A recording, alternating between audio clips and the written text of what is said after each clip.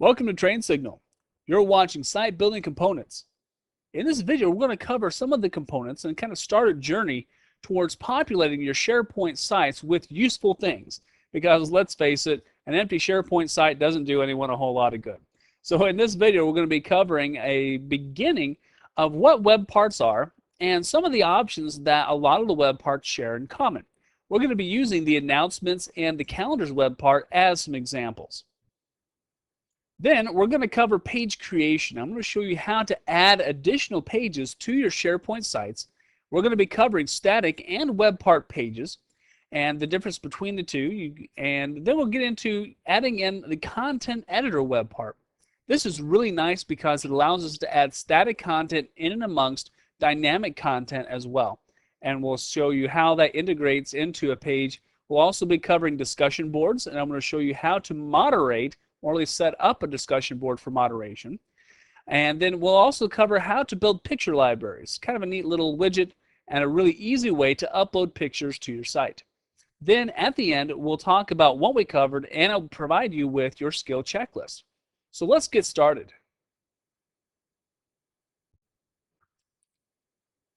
So let's start by talking about web parts. Web parts are just little applications that are really scripts, if we want to get really technical, that live in websites and in web pages. Now there's all kinds of different web parts, and we're only going to cover just a few in this particular video, and we'll kind of hit more and more web parts as we go along throughout the course. But a lot of the basic web parts have certain abilities that are in common.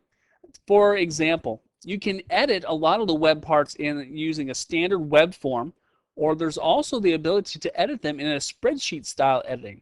So you can add in multiple items very quickly, very easily.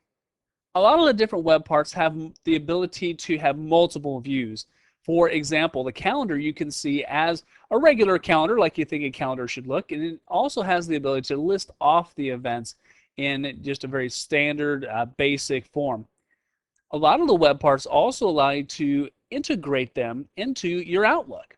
And that's really kind of a neat feature, so you don't always have to be on the SharePoint website in order to see what's happening. So if let's say that you have a calendar that you have integrated into your Outlook and the boss adds something to that calendar, you don't have to go onto the SharePoint site in order to see it. It'll show up automatically in your Outlook.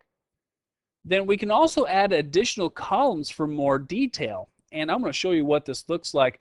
But if we want to really get down to it, web parts are basically items in a database, and each, let's say for example, an announcement. One announcement is one row in a database table, and one calendar item is one row in a database table. We can add additional columns to our database table for displaying if we need to add more information to that particular web part item. And then last but not least, just kind of a little bit of window dressing. We can also add in some icons for a little more graphical appeal. So I'm going to go ahead and move on over now into the Verde Petra website, and we're going to take a look at the announcements and some of the more advanced elements to announcements and kind of get under the hood a little bit. To begin with, you see here that this announcements, you'll see that it says there are currently no active announcements. To add a new announcement, click Add Announcement below. Well, you'll see there's no link to add the announcement below right now. So let's go and change this. On each of your web parts in a web part page, like we have here, there's going to be a little menu item. Click on that. We can minimize it, close it, or we can modify it. Let's go ahead and modify this shared web part. It's going to open up a little task toolbar over here. And what we're going to do is we're going to make sure that we have that add new announcement below. So we're going to go here to no toolbar, and we're going to select summary toolbar. And that summary toolbar is going to give us that link to add the new announcement. All right, so I'm going to add a new announcement real quick.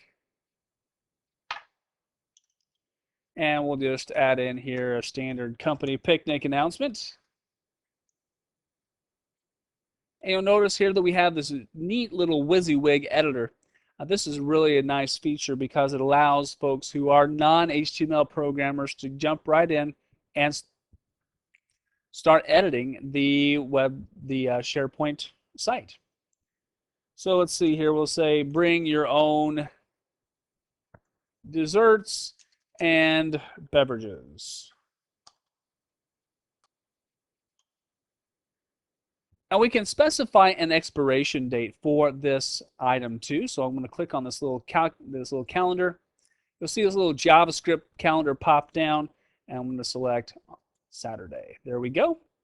And I'm going to tell it OK. And that popped in that new announcement in here. Now, if I go back to that company picnic announcement and I select Edit Item, you notice here that it has the ability to attach a file. A lot of your web parts have this ability as well, and we can browse for something that lives on our hard drive, and let's say a Word document or something else that provides a little more detail.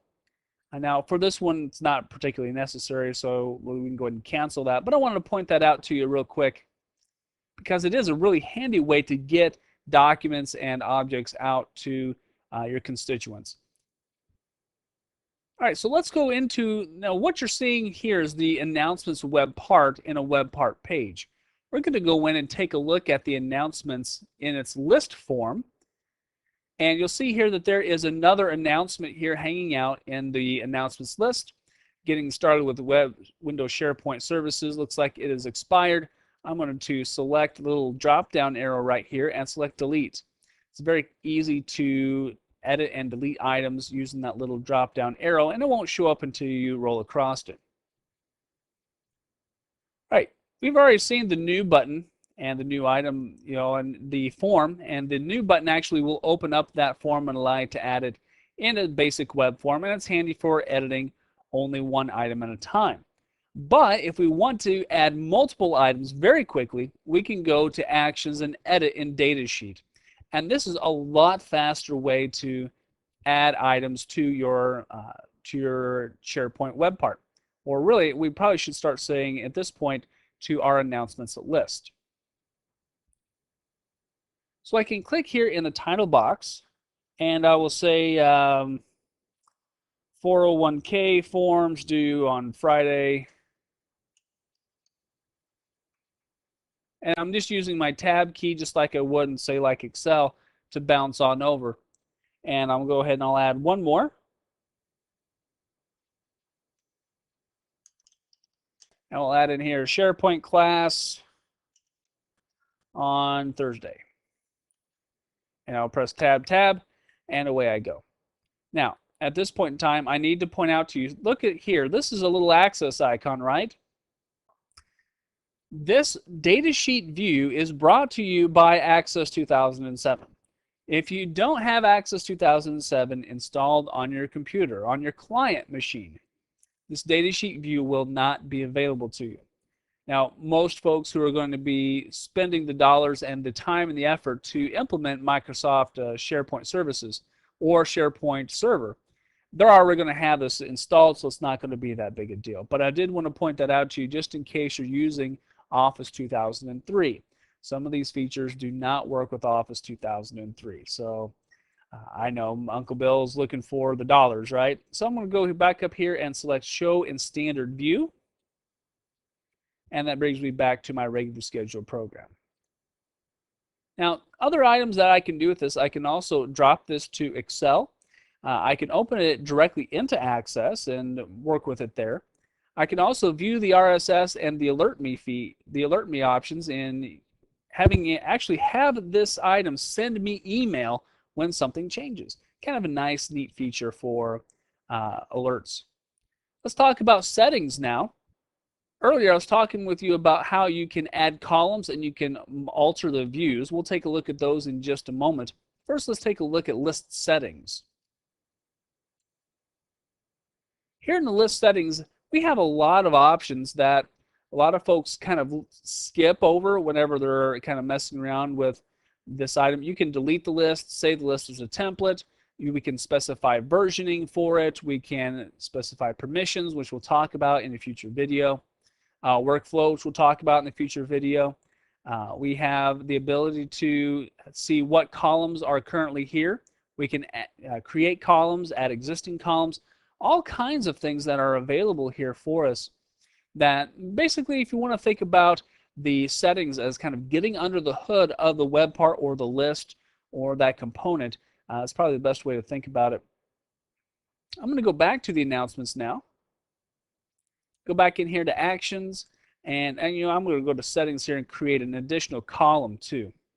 And then I'll put in here, let's do an announcement type. And what I'm going to do is I'm going to add in an extra column into this web part, and I'm going to make this guy a choice. I'm going to give myself and my users the ability to specify what kind of announcement this actually is.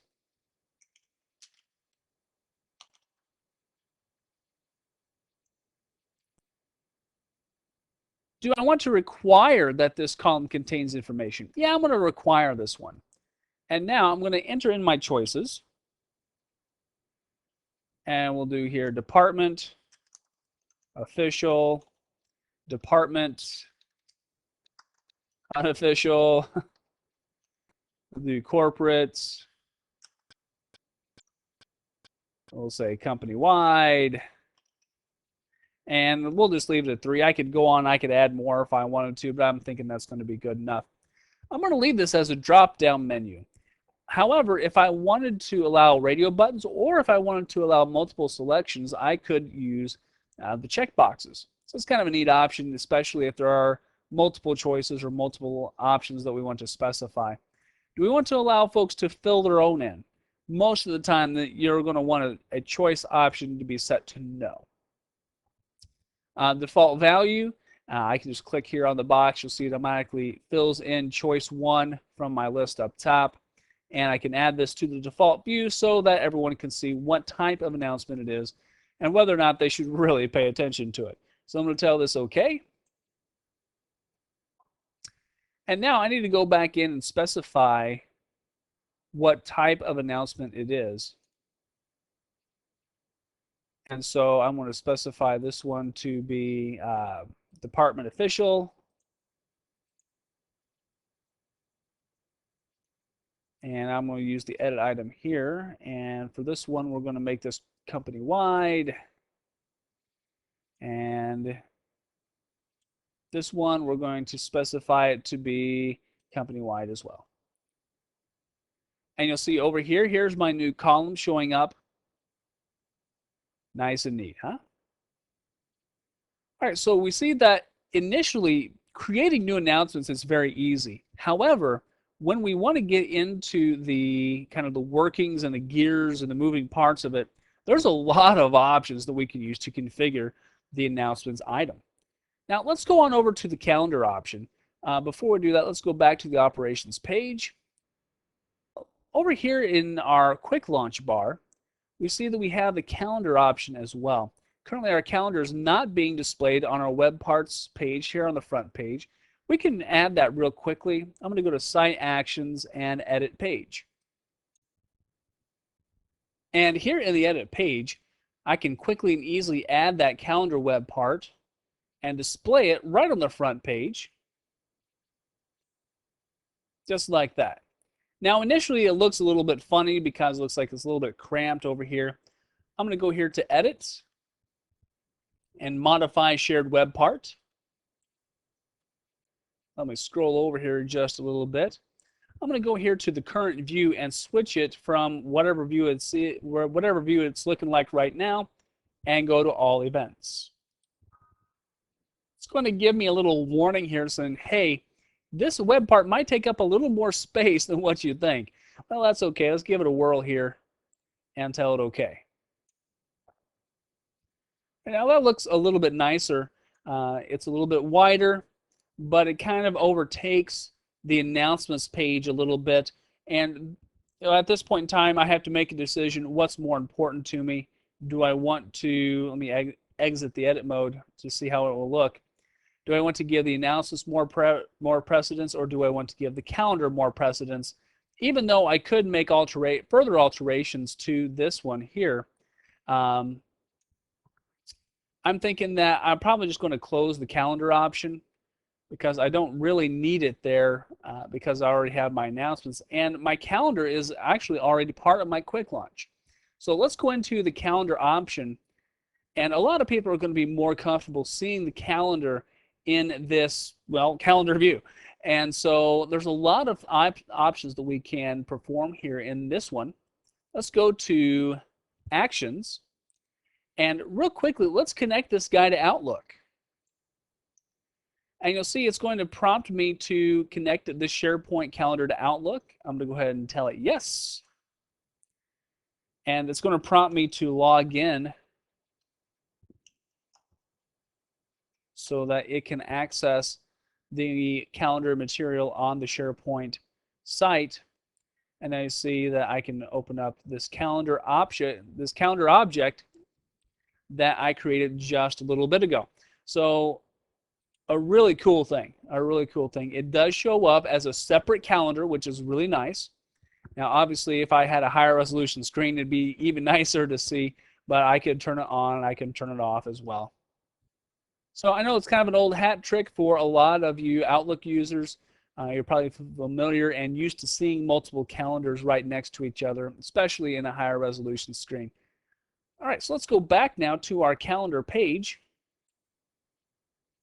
And let's take a look at the actions again. Once again, we can export it to a spreadsheet, open with Access. We have an RSS feed. We have email alerts. We have settings. We can create additional columns so we can add more information in. We can create additional views. And of course, we have additional list settings. Very basic options for the calendar. We can switch it to 1 day, 1 week, or we can use the standard month style. And these options are not really settings per se. We can flip between those on the fly at any given time. We can flip between months here, no big surprise. And of course, the new item.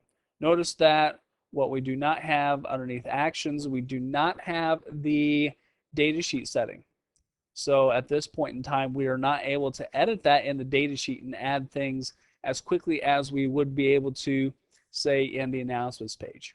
And different web parts and different list items are going to have different options. Not all of them are going to share all of the same stuff, depending upon what type of object it is and what functions it actually performs. One other quick thing, let's go to Settings and List Settings. And we'll see what exactly we do have right now. If we want to change the view that is the default, I'm going to go ahead and click here on All Events. I'm going to make this the default view and tell it OK. So that way, when I go over here to the list item under Calendar, I'll see all of the events in a list rather than that big calendar view. And that's kind of a personal preference, and the user can always change that, just so you know, assuming that they have appropriate permissions to do so. But they can actually give the calendar a personal view for their own particular liking. I'm going to switch it back here real quick. And scroll down. I'm going to go to Calendar and then make this the default view. Tell that OK. And I'm back to my regular old calendar view like everyone is familiar and used to seeing. All right, so once again, one object, what a lot of people will think would be a very simplistic object, but has a lot of settings and a lot of options underneath the hood. Now, and I'm going to show you one more element in this overview of web parts. This is just a little bit of a window dressing type of thing, but I think it's kind of neat. What we're going to do is we're going to add in a little icon here into the announcements page.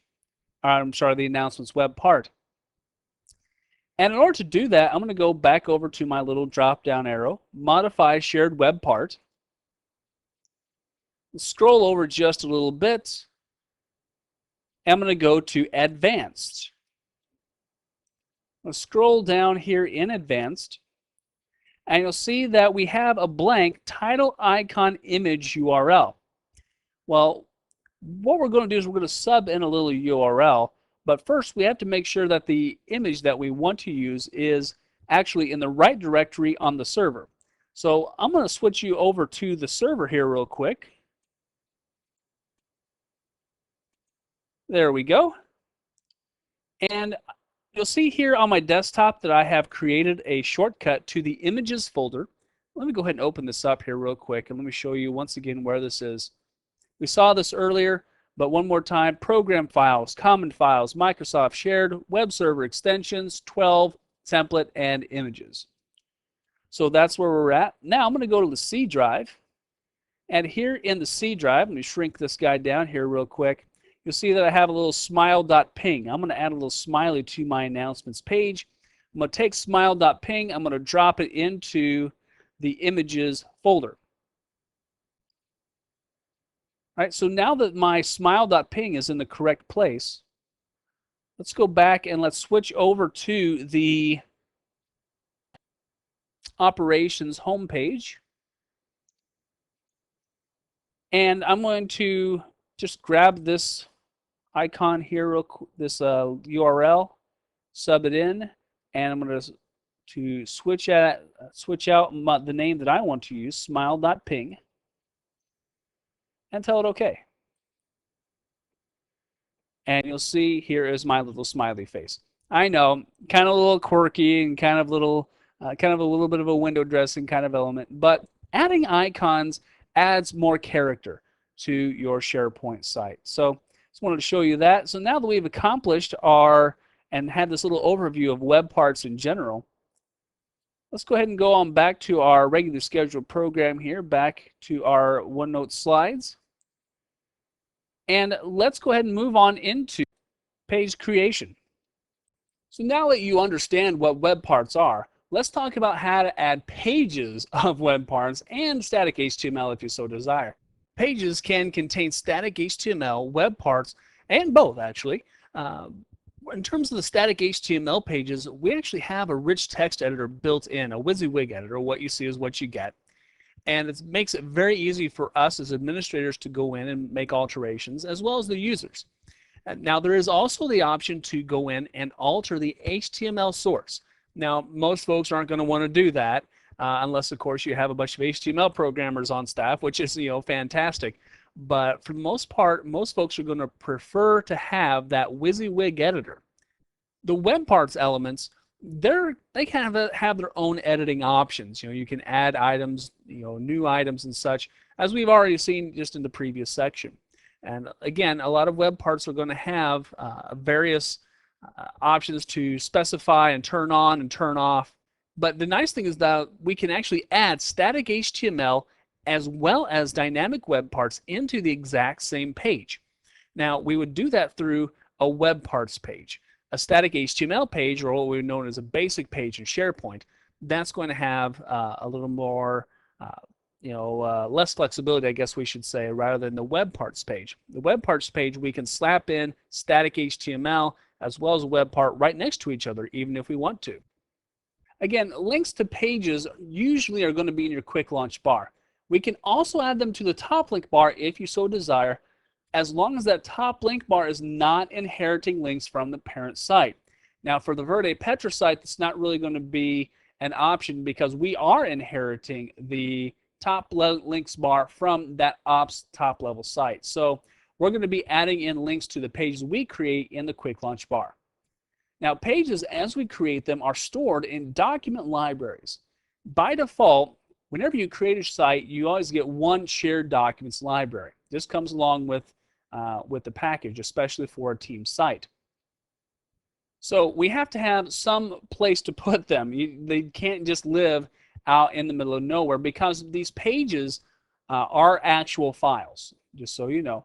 And so whether it's a web part page that has a whole bunch of little widgets in it, a basic page that just has HTML in it, or a web part page that also has static content, they all go and live in a document library. You don't get the option of just ignoring this. They're all going to go live here. And the nice thing about it is, in case we don't initially create a link, we can always go back to that document library and get it back and figure out where that page is at and then add the link a little bit later. So as we start to build web pages, let's get a little bit of direction from our Verde Petra project. The ops manager would like an easily updatable static page that contains the ops staff names, their titles, and phone numbers. Now, the ops manager, she's a little bit old school, and she doesn't want a database-driven page. She doesn't want a list. She doesn't want a web part.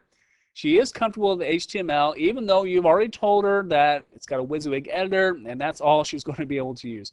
And that's going to be perfectly fine. So we're going to add that for the ops manager. Now, the CIO, he'd also like to add a basic but easily updatable page at the top level ops site for a process improvement project.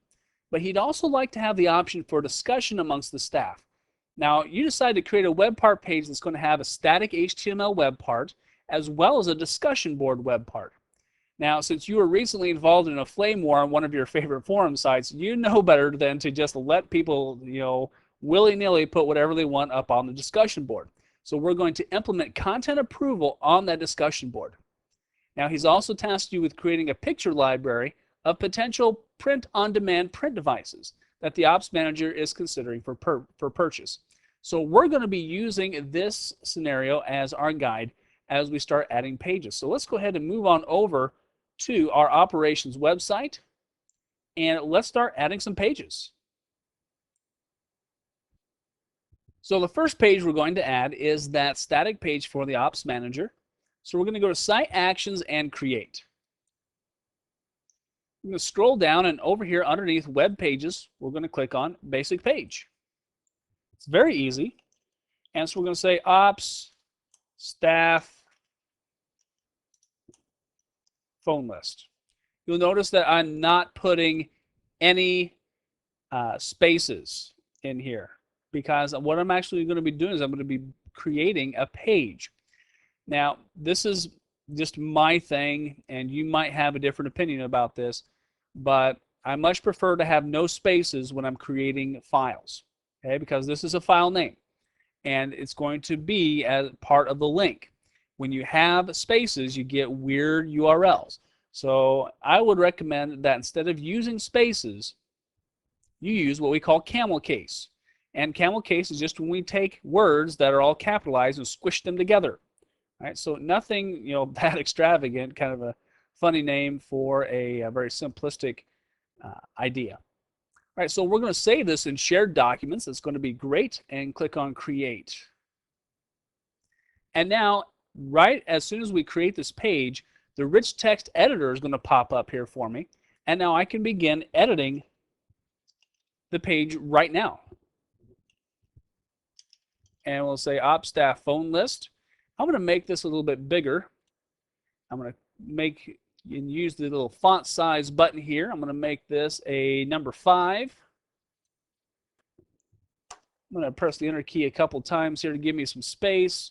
And I'm going to change this back down to size 2. Now, in order to quickly and easily add in a very readable phone list, I'm going to add in a table using this button here. And I'm going to add in 3 columns. And I'll start with 4 rows, but I can always add more if I want to. So I'm going to tell it OK.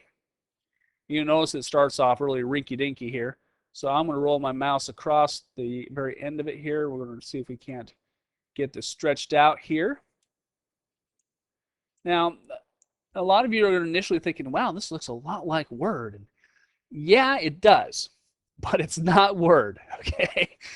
HTML is very different, because that's really what we're working with here. We're working in HTML. It's not a Word document, so you're going to lose some of the flexibility that you're used to from inside of Word. All right, so I'm going to go ahead and put up a header row here. And we'll put in here title. And then the last one we'll put in phone. And so now I can start adding in folks into the list. Once again, you'll notice that I keep getting those handlers up, and we'll put in here Ops Manager. I press the Tab key. It doesn't go to the next cell. I know. A lot of you are thinking, man, Here's what you can do. You can take stuff from Word and you can paste it in here if you feel like that's going to be a little easier for you. So I'll put in the extension and so on and so forth. So this is a good start, and I'll let Mary put in the rest for her staff, and I'll press save, and then it gives that initial look to the page. Now, if I want to go back and edit the content, it's very easy for me or Mary or anyone else to do. I can come back in, and then I can use the toolbar to delete, add, insert, and alter different table elements. I can delete this row, and I will delete this row as well, so it looks a little bit nicer on the outset. There we go. And when Mary needs to go back in and add folks to it, she can go into Edit Content, click in the last row, and she can insert and insert row below. Bada boom, bada bing. Very easy to use, and anybody who has any kind of word processing experience is probably going to be able to understand and utilize these basic web part pages. So now that I have the page created, I'm going to add the page to the quick launch link bar. And so I'm going to come up here. I'm just going to grab the URL real quickly. I'm going to go back to operations. I'm going to go to site actions, site settings, look and feel, and then back to quick launch. I'm going to create a new link. And then I'm going to paste in the address that I just grabbed a second ago. And then I'm going to put in here the description for the link. I'm going to specify the heading, and I'm going to put in here people and groups. That'll be a good place to put the staff list and tell it okay. Did it get to the right place? Yep, absolutely. And so now I'll go back to the operations top level page, the front page, and here is my ops staff phone list hanging out ready and waiting to be used. So I can just go ahead and click on that, and that's going to bring any and all users in the operation who are currently at the operations website to the ops staff phone list. Let's go back to the operations home page. Now we're ready to embark on our second leg of the journey, and we're going to add in that web part page that is also going to have static content and the discussion board. So I'm going to go back to site actions and create. I'm going to go to web part page, and then we're going to put in here, what do we call this? Process improvement, right? Once again, using the camel case, no spaces. And now we get to pick a layout. What kind of layout am I going to want to have for this web part page? You'll see I have several different layouts. I'm going to keep this simple. I'm a big fan of the whole Web 2.0 methodology where you give your people only what it is that they absolutely need. So I'm going to keep it with a full page vertical, and I'm going to be putting in web parts on top of each other in one big tall column. So now that I have specified that, I click on Create. Let me go back and reiterate once again, this web page is going to go live in a document library. Right now, I only have one document library called Shared Documents. So that's where it's going to go live at. I'm going to tell it Create. Now I'm ready to add in my web parts. So I'm going to click on Add Web Part. And first, I'm going to scroll down here and add in a content editor web part. We're going to put in an updatable, easy to use static HTML element into the top part of this page. Okay, and then let's add one more web part, and let's bring in a discussion. Now, right now, you'll see that this is a team discussion. The team discussion, I'm not sure if that's what I want to use. I think I'm probably going to want to use a different discussion board because the ops manager may want to use that team discussion board for something else. So I'm going to click on Cancel. And I'm going to exit the edit mode. I'm going to go to Site Actions, and I'm going to create my own discussion for this process improvement. So I'm going to go to Site Actions and Create, and then underneath Communications, I'm going to click on Discussion Board. And then I'm going to create this discussion list, process improvement discussion. And do I want to display this list on the quick launch? Nah, I don't think I'm going to. I'm going to select no, and then click on create. The reason why I'm not putting it on the quick launch is because the process improvement discussion is going to go live on the process improvement page. And I'm going to put the link to the page rather than the discussion into the quick launch. So now that I have this discussion created, I'm going to go into shared documents. Remember that our process improvement page lives here. We have not created a link into it from the quick launch yet. So now I'm going to go to it. I'm going to select, actually, let's just go to it. And now we're going to go to Site Actions and Edit Page. I'm going to add in that process improvement discussion web part now to this full page. You'll see it shows up on top. I don't want it to be up on top. I'm going to drag my content editor web part up top here. And now I'm going to edit or exit the edit mode. And so I'm going to open the tool pane, click on Rich Text Editor.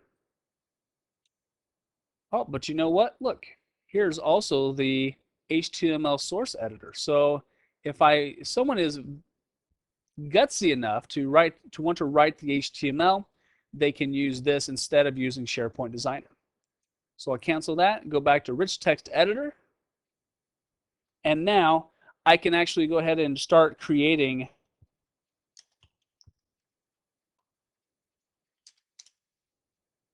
my process improvement page. Whoops. Make sure we got both of them there. And since the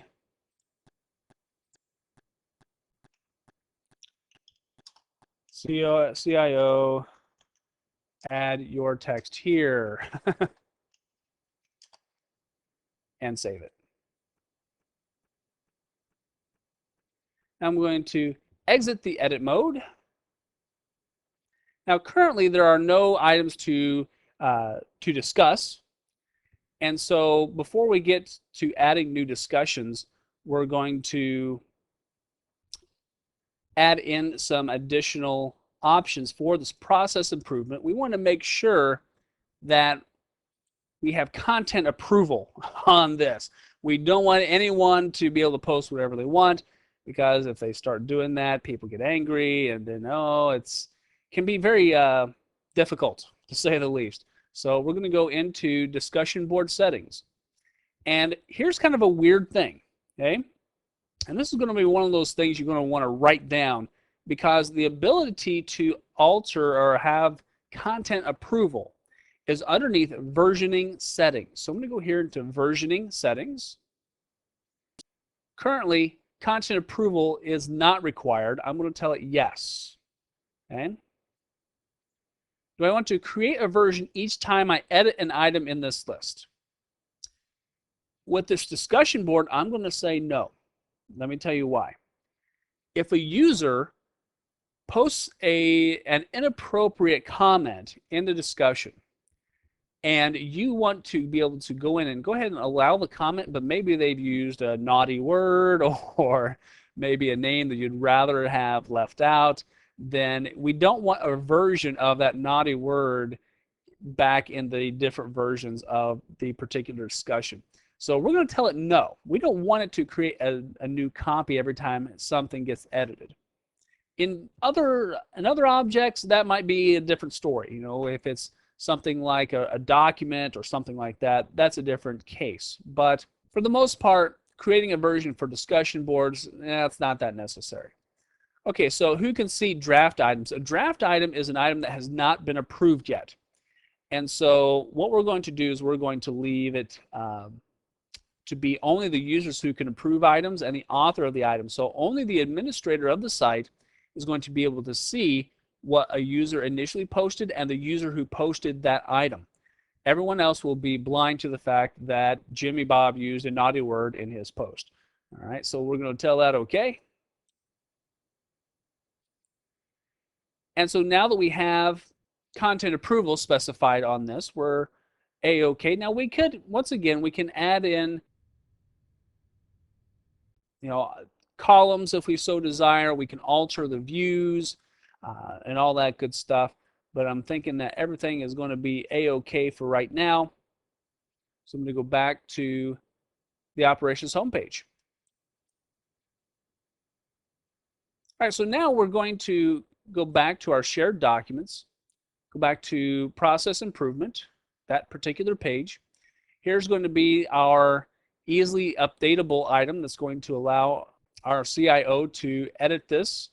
And once again, in order to edit the item, he would just roll over the little drop down arrow, modify shared web part, and he can use the rich text editor.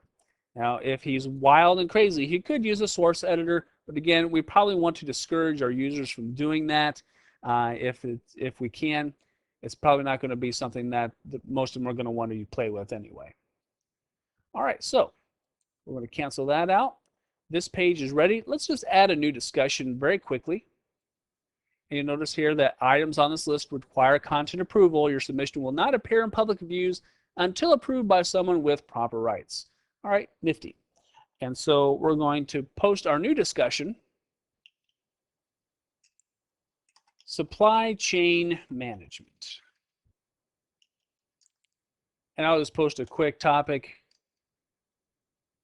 How can we improve the sourcing of inks and paper? Let's tell that okay. All right, so I have brought in this new item. I'm going to go into process improvement now, and you'll see that the approval status is pending. So what I need to do is I need to approve this new item. So I'm going to roll over it, click on the drop-down arrow, and go to approve/reject. And I'm going to specify it to be approved. And tell it okay. So yes, will someone need to do this for every post? Well, yeah.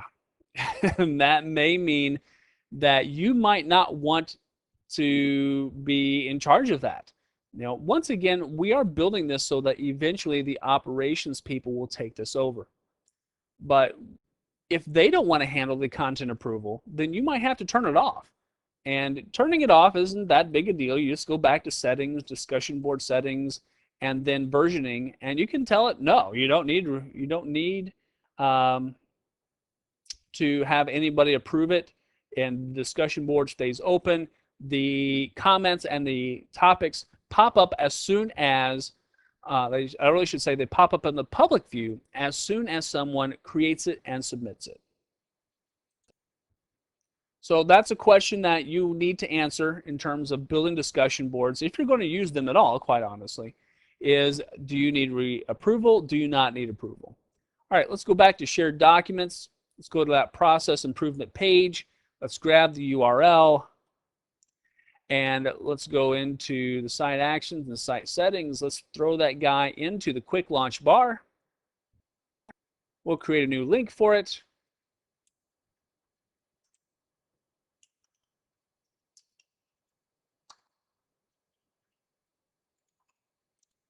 Throw in there process improvement, and then I'll put this under discussions and tell it okay. We'll go back to the operations page and then see if it's hanging out there. And right here is our process improvement discussion hanging out, waiting for folks to take advantage of it. Now, your CIO will need to have permissions granted to him to be able to edit this element. And that might be something where you lock out everyone else except for the CIO in order to edit this page. So we have added in our Verde Petra pages.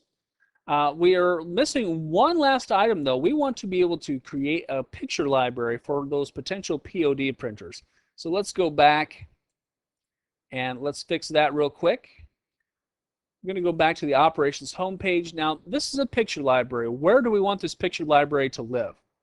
Chances are we may or may not want it to, we probably will not want it to live on their front page, and that's okay. We're going to go to Site Actions, Create, and go to Picture Library. We'll give it a name, POD Printers on Parade.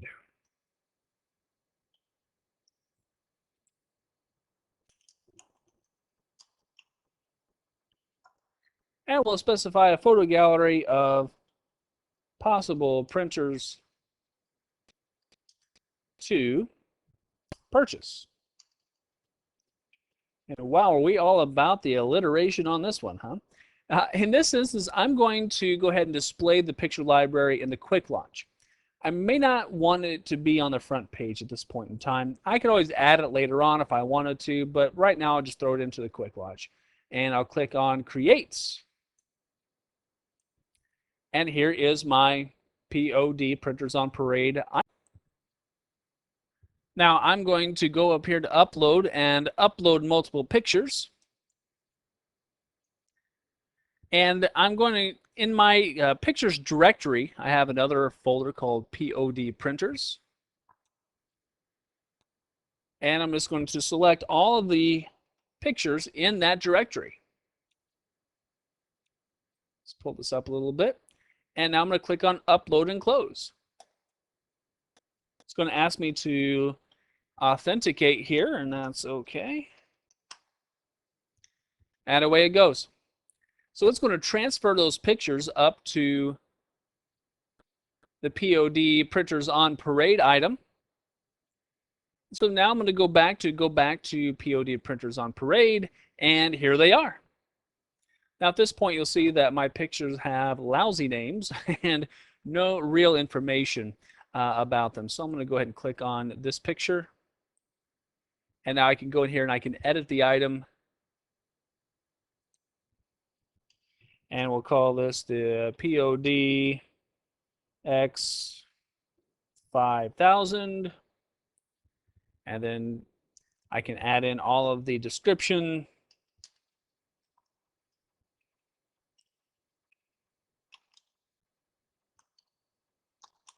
And also add in a little bit of keywords for searching a little bit later on.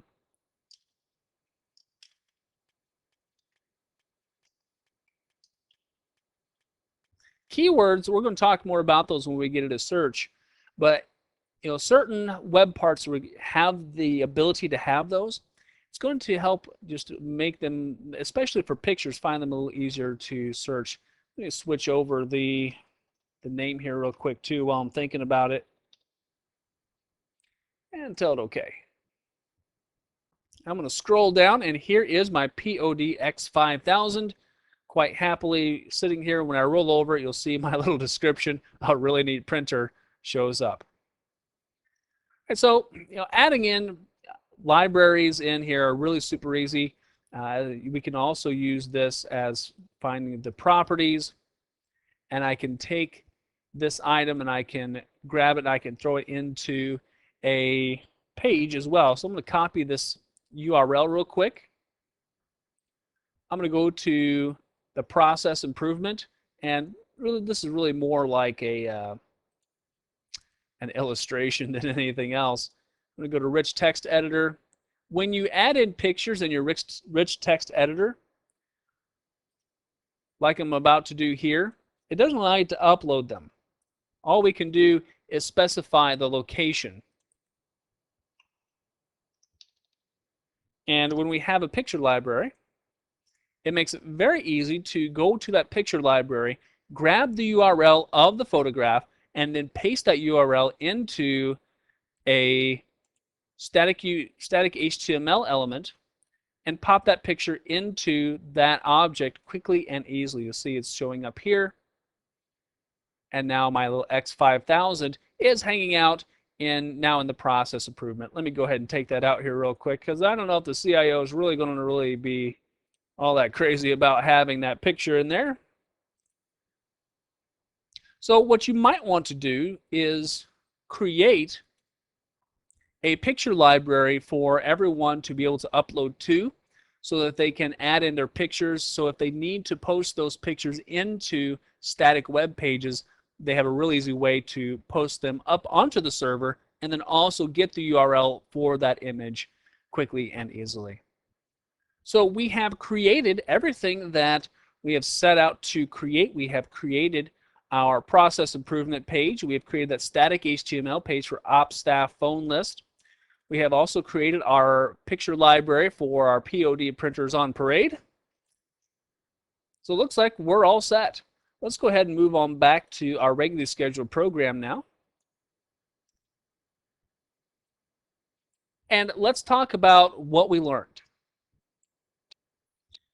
In this video, we covered a lot of stuff, but at this point in time, you should be able to add the following elements and modify the following elements on your SharePoint site: static HTML pages, web parts pages, announcements, calendars, discussion boards, and picture libraries.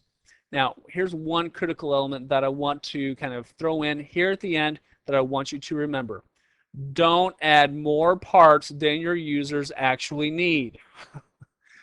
You know, it's very tempting, especially as you're starting out with SharePoint. And you think, oh man, we got all these really cool gadgets and widgets, and oh man, we could do so much. Yes, we do. However, we have to keep in mind that people have jobs to do, and they can't spend all day on SharePoint. Now, for some folks, they may spend all day in SharePoint, and they may need a lot of widgets in their site. But don't put in stuff that you're not sure if users are going to actually get some kind of a return on investment out of. You know, you select your web parts wisely. Consult the people who are going to be using the site.